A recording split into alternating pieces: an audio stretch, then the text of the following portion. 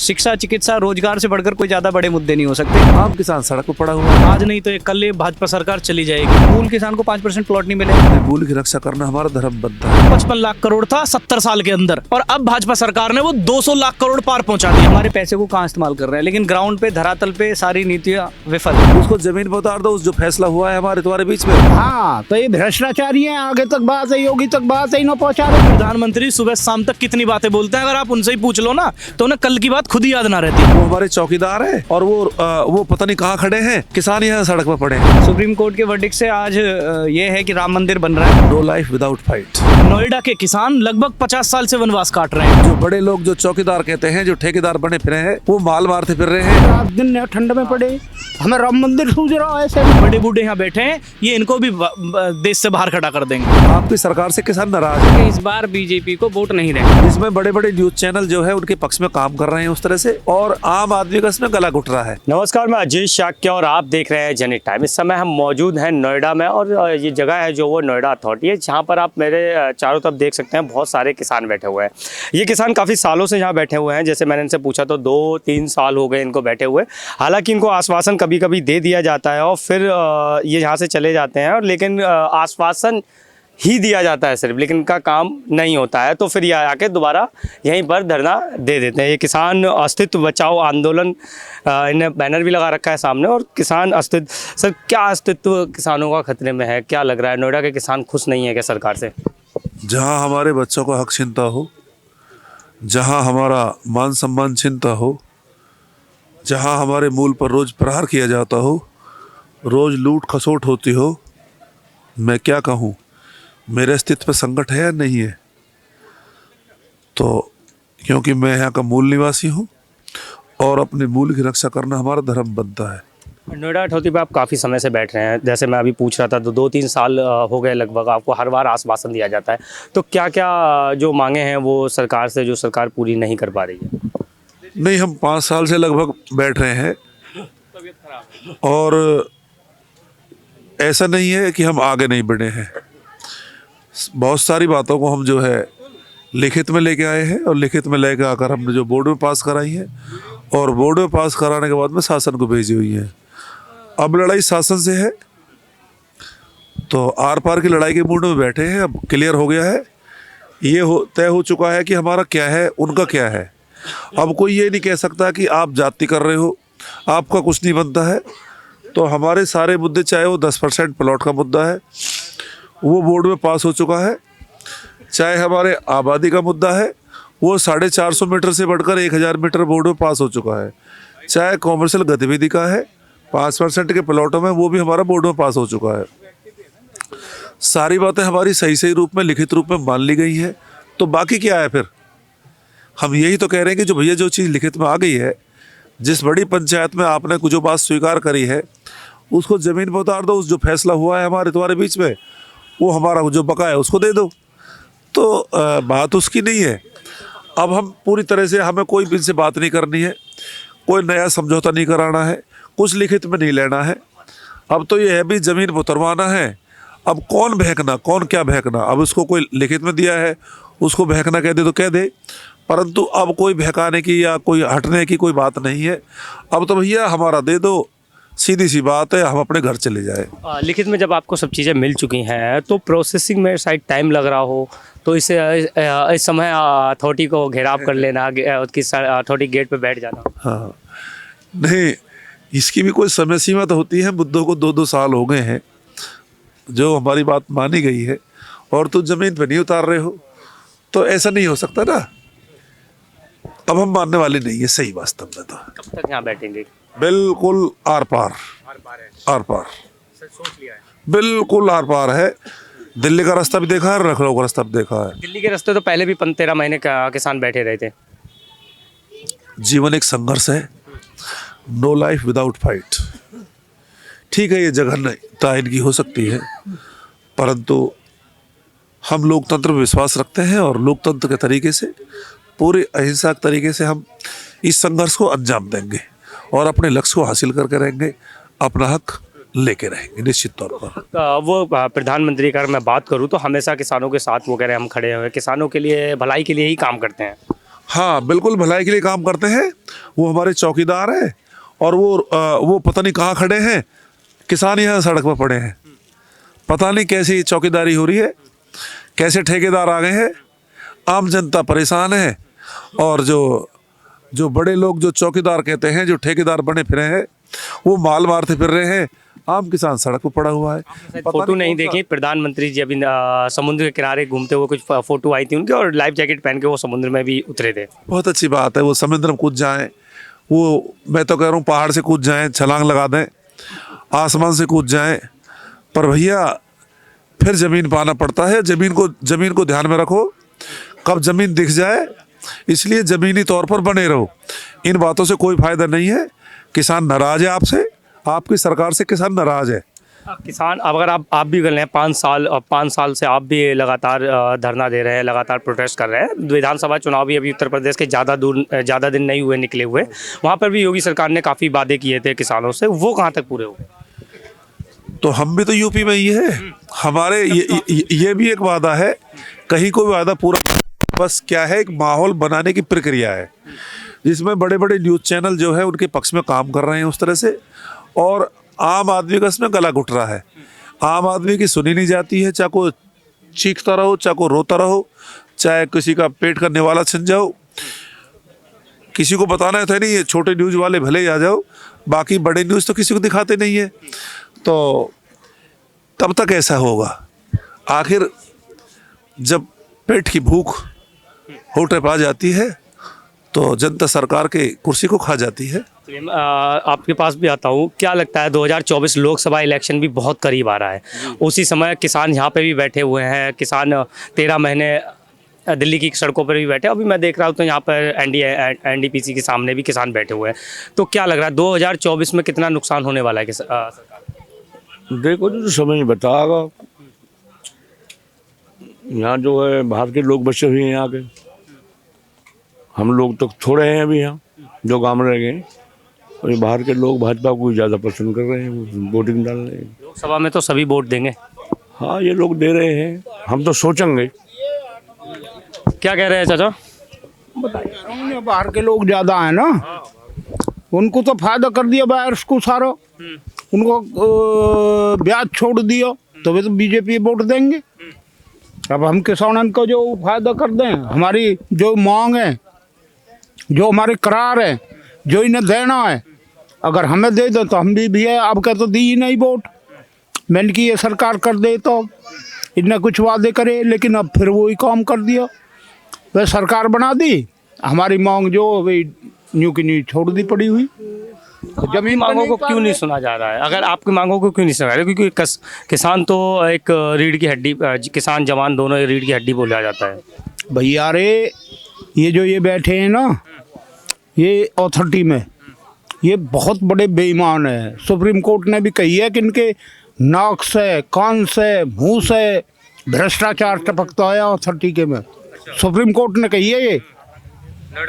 हाँ, तो ये भ्रष्टाचारी हैं। आगे तक बात है, योगी तक बात है, इन्हों पहुंचा रहे, बात ही नहीं पहुंचाते। अगर योगी से कहें, ये जो है योगी को जो नहीं बताते कि इन किसानों को कुछ चाहिए है भाई, इनको 10% हमने वादा करे हो, ये बताते ही नहीं है। ये बताते ही नहीं है। तो आप खुद क्यों नहीं चले जाते बताने के लिए? अब हम कहाँ, हम तो जब जाएंगे ना, अब इनने मान ली बात, इनने सरकार को भेज दिया लेटर, अब इनकी ये मांग मान लो। अब देखते हैं चेयरमैन से और बात करके, अगर चेयरमैन भी हमें बहकाएगा तो फिर सीधा योगी के वहाँ मारेंगे। हाँ जी, जाने देंगे लखनऊ? और कहा हमें कहीं फांसी लगाएंगे? अरे हम सड़क पैदल जाएंगे, रोक कैसे लेंगे? व्यवस्था खराब कर रहे हो। व्यवस्था कैसे खराब कर रहे हैं? हम अपनी मांगन को जाएंगे, ऐसा कुछ नहीं है। हाँ ना जाने देंगे, दिल्ली धो रहे हैं। अभी पूरा देश तो राम मंदिर के उसमें है, 22 तारीख की तैयारी। हमें राम मंदिर ना सूझ रहा, हमने रात को ठंड में पड़े, रात दिन ठंड में पड़े, हमें राम मंदिर सूझ रहा। ऐसे में हमें अपने पेट के, हमारे जो ये बालक जनानी दिख रही है, रात को नहीं रहे हैं, दिन को नहीं रहे हैं, हमें राम मंदिर सूझे। सर्दी नहीं लगती? इतनी सर्दी हो रही है बहुत। सर्दी लगे लेकिन पेट है, अब क्या करें भाई, पेट के मारे अब टाइम मर रही। नहीं हमें भी अपने घर मोदी की और योगी की तरह अपने सॉर्डन में सोना आवे, हम भी सो जाएंगे। लगातार प्रोटेस्ट होते रहते हैं, मैं देख रहा हूँ रोजगार को लेके प्रोटेस्ट होते रहते हैं, महंगाई को लेके प्रोटेस्ट होते रहते हैं, किसान भी लगातार धरने पे बैठे हुए हैं। तो क्या लग रहा है 2024 में क्या होने वाला है? देखिए, अगर यही हालात रहे तो ये निश्चित है आज नहीं तो कल ये भाजपा सरकार चली जाएगी। थक हार करके लोकतंत्र में व्यक्ति क्या करेगा? वो अपने वोट की चोट से ही इन्हें सबक सिखाएगा। मैं नोएडा की बात करूं, भगवान श्री राम 14 साल का वनवास लेकर के अयोध्या वापस आए थे। नोएडा के किसान लगभग 50 साल से वनवास काट रहे हैं। ना उनका घर अपना है, ना उनका घेर अपना है, ना उनकी ये सड़कें अपनी हैं, कुछ भी यहाँ का अपना नहीं है। और अथॉरिटी के अधिकारी जिस तरीके से यहाँ के किसानों को लताड़ते हैं, ये तो शुक्र है सुखबीर खलीफा जी का, जिन्होंने आकर के इस क्षेत्र में जान फूंक दी। आज यहाँ का किसान अपने अधिकार के लिए मरने जीने के लिए तैयार है। और ये भूमि वही क्रांतिकारियों की भूमि है। जब मेरठ में क्रांति की शुरुआत हुई थी तब ये जिला भी मेरठ में आता था। तो हमारे पूर्वजों ने अंग्रेजों को मार के लात मार के भगाया था। अब ये भाजपा सरकार के जो लोग अगर ये नहीं सुधरे तो हमारे ये बड़े बूढ़े यहाँ बैठे हैं, ये इनको भी देश से बाहर खड़ा कर देंगे। प्रधानमंत्री जी कहते हैं 140 करोड़ जनसंख्या मेरा परिवार है, तो क्या किसान उसमें नहीं आते क्या? देखिए, प्रधानमंत्री सुबह शाम तक कितनी बातें बोलते हैं, अगर आप उनसे ही पूछ लो ना तो उन्हें कल की बात खुद ही याद ना रहती। वो बोलना ही तो जानते हैं, धरातल पे तो कुछ भी ना है। भाई आप कर्जा देख लो, देश का वो बढ़ गया और हम इधर उधर की बात क्यों करें? हमें सीधी सी बात ये है, 5 डिग्री टेम्परेचर में हम यहाँ बैठे हैं, हमारी सुध कोई क्यों नहीं ले रहा? जिला गौतम बुद्ध नगर ये माना जाता है बीजेपी की A ग्रेड सीट है, मतलब यहाँ के सब लोग भाजपा को वोट देते हैं। ये अपने लोगों की इतनी बुरी दुर्दशा कर रहे हैं तो और लोगों की ये क्या करेंगे? सबसे बड़ी बात यही है। तो फिर वो डबल आय की जो बात कही गई थी, अगर मैं विधानसभा की बात करूं उसमें भी, और लगातार कहा जाता था, वो डबल आय कौन से किसानों की हुई है? डबल आय किसी किसानों की नहीं हुई, बल्कि 4 गुना कर्जा और देश पे हो चुका।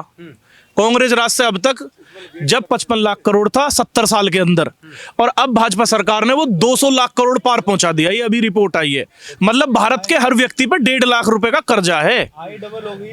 ये सबसे बड़ी बात यही है।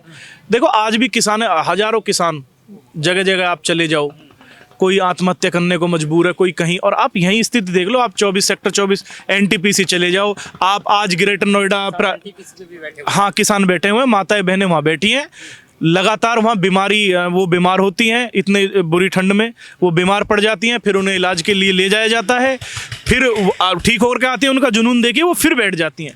लेकिन फिर आप घर क्यों नहीं चले आते? क्योंकि अभी मैंने बात कर रहा था, कह रहे लिख के सब कुछ मिल गया लेकिन धरातल पे नहीं मिला, शायद प्रोसेसिंग में थोड़ा टाइम लग रहा हो। देखिए, शासन आदेश अभी हमारा नहीं आया है। 2 चीजें होती हैं, एक बोर्ड मीटिंग में पास होना और एक शासन आदेश।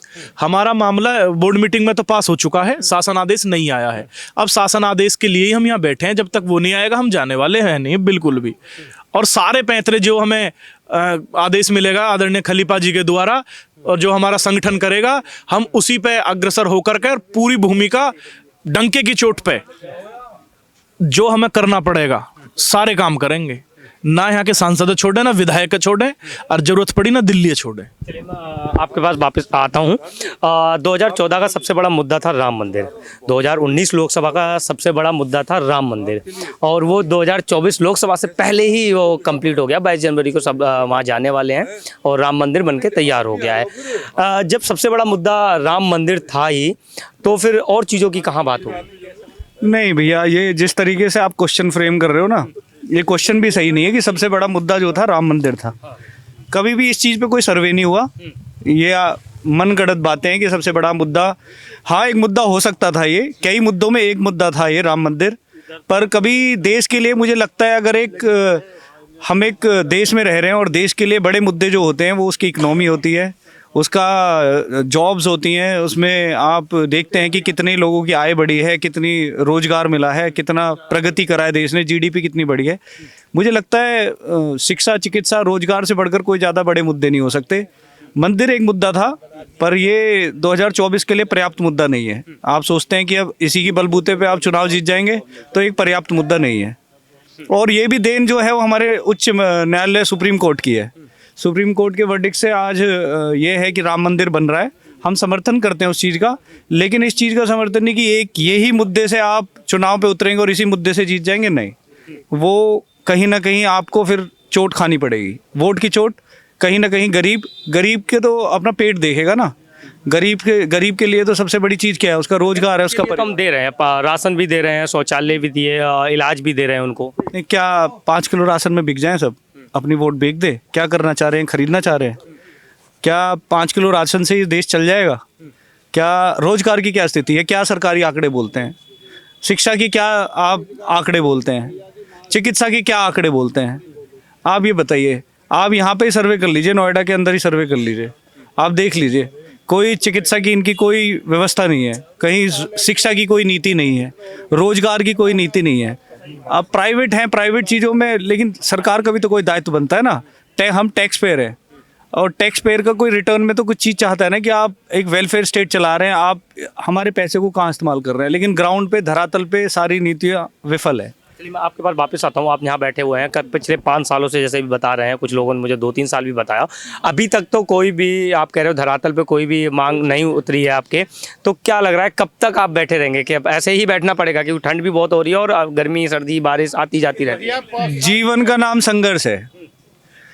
चुनौतियाँ मनुष्य को साहसी बनाती हैं, और जोर जुल्म की टक्कर से संघर्ष हमारा नारा है। देखो जी, ये तो जिंदगी भर की लड़ाई है।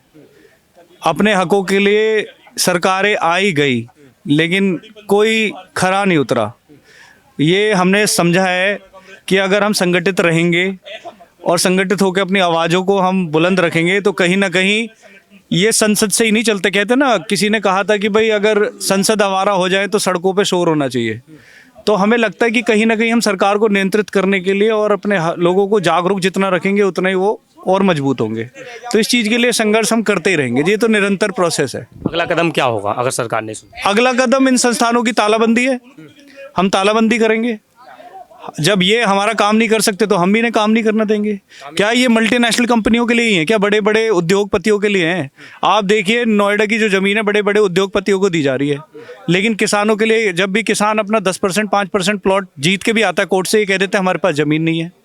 तो ये कोई चीज़ जायज़ नहीं है ना, कोई औचस नहीं बनता इनके जवाबों का। नहीं तो आप कह रहे हैं कि अथॉरिटी कोर्ट की नहीं मान रही है? कोर्ट की किसी की नहीं मान रही। अथॉरिटी तो हर जगह विफल। आप देखिए, कोर्ट को गुमराह कर देते हैं।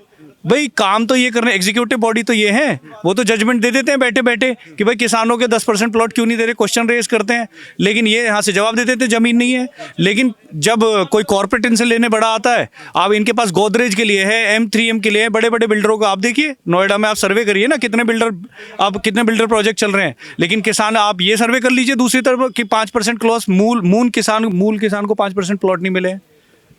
आप इस चीज़ का सर्वे, आप मीडिया है, आप संविधान के, आप यहाँ के तीसरे पिलर हैं। आपको एक आपका दायित्व बनता है कि भाई दिखाओ कि भाई जब इधर यहाँ पे बिल्डर प्रोजेक्ट चल रहे हैं तो किसानों के प्लॉट क्यों नहीं दे रही है 5%?